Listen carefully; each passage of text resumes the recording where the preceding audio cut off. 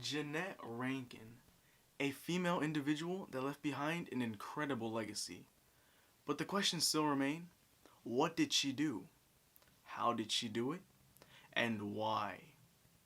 All these questions answered right here.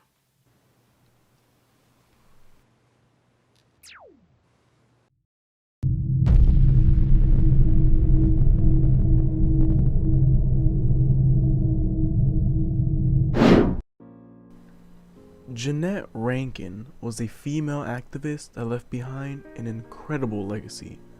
But what exactly did she do to leave such a legacy? Jeannette Pickering Rankin was born near Missoula County, Montana on June 11, 1880. Throughout her lifetime, she became a social worker, seamstress, teacher, activist, and a congresswoman. Most importantly, she was known for being a very assiduous activist when it came to fighting for the right for a woman to vote. In her years of being an activist, she was elected to be a part of the United States House of Representatives in 1916, before women had the right to vote in 1920. Upon being the first woman elected to be a part of the U.S. Congress, she stated, "I may be the first woman member of Congress, but I won't be the last." So Jeannette Rankin was the first woman elected to Congress. She served a term, she was elected in 1916 and again in 1940. She was elected to Congress in 1916 before the 19th Amendment was passed, so before women had the right to vote in all 50 states. And she was the only person to vote against joining both World War I and World War II. During her two separate terms, she helped draft the 19th Amendment, securing a woman's right to vote for all women nationally, which ultimately passed on the 18th of August, 1920. So in her lifetime, she said that if she was remembered for anything, she would want to be remembered as the only woman to vote for women to have the right to vote. Which she did, because the 19th Amendment was passed while she was a member of Congress, and so women got universal suffrage in the United States while she was a member of Congress, which made her the only woman to vote on the amendment to give women the right to vote, which I think is pretty incredible. Jeannette Rankin was also the only congressperson to vote against going into both World War I and World War II. She decided to vote no due to her practice in pacifism and believed that violence was never the answer to any problem. Upon voting no to going into World War II, she stated the following: "I, as a woman, can't go to war, and I refuse to send anyone else." After her vote against going into World War II, an angry mob of people followed her, forcing her to hide in the nearest telephone booth and calling the Capitol Police for protection. So after Congress, she traveled to India. She traveled the world a lot, but she spent a lot of time in India where she studied pacifism there, and she studied a lot of what Gandhi had done, and became a lifelong pacifist after voting no to join World War I and World War II.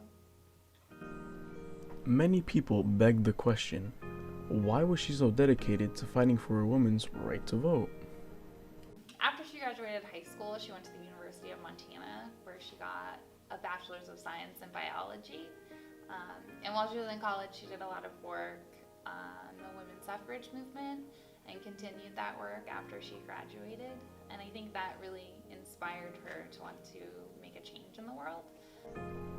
Along with her being so dedicated, she was also very different as a child, which ultimately led to her thinking differently and her overall point of view of the whole nation.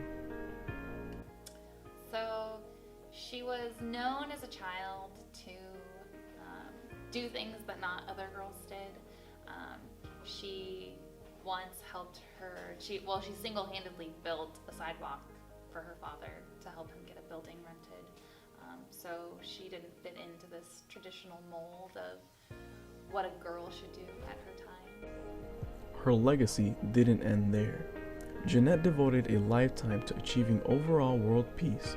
In 1919, Jeannette became an active member of the Women's International League for Peace and Freedom. serving in several key positions. That same year, she also bought property in Georgia, where she organized social clubs for children and formed the Georgia Peace Society. She also worked as a lobbyist for the International Council for the Prevention of War.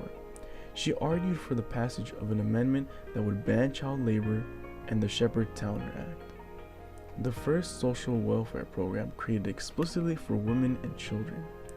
The legislation was enacted in 1921 to only be repealed 8 years later. In 1968, she established the Jeannette Rankin Brigade and led 5,000 marchers in Washington, D.C. to protest the war. Rankin died of natural causes on May 18, 1973, in Carmel, California, at the age of 93. During her final years of being alive, she had been considering running for another seat in the U.S. House of Representatives to protest the Vietnam War. Even dead, her legacy still goes on to this day. The Jeannette Rankin Foundation, later named the Jeannette Rankin Women's Scholarship, annually gives educational scholarships to low-income women 35 and older across the United States.